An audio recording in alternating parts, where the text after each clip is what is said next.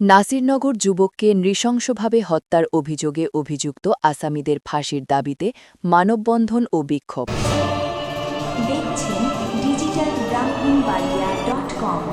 আমরা স্বাধীনতা ও উন্নয়নে বিশ্বাসী। ব্রাহ্মণবাড়িয়ার নাসিরনগর উপজেলার চাতলপাড় ইউনিয়নের ফেদিয়ারকান্দি গ্রামের যুবক শাহিন মিয়াকে নৃশংসভাবে হত্যার অভিযোগে অভিযুক্ত আসামিদের ফাঁসির দাবিতে মানববন্ধন ও বিক্ষোভ করেছে এলাকাবাসী।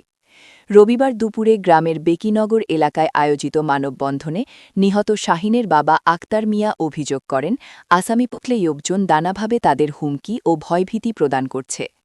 ঘটনার সঙ্গে জড়িত বাকি আসামিদের দ্রুত গ্রেপ্তার ও দৃষ্টান্তমূলক শাস্তি, ফাঁসি কার্যকর করার দাবি জানান তিনি। মানববন্ধনে নিহত শাহিনের পরিবার ছাড়াও এলাকার সাধারণ মানুষ অংশগ্রহণ করে। আমার পুত্রের পত্তার বিচার চাই এবং এই নাসিরের আপনার কাছে এটা ফাঁসি চাই। ভাই তো মারা গেছে, আমার ভাইয়ের একটা বাচ্চা আছে, আমার ভাইয়ের বাচ্চাটার কি ফাঁসি চাই, ফাঁসি চাই।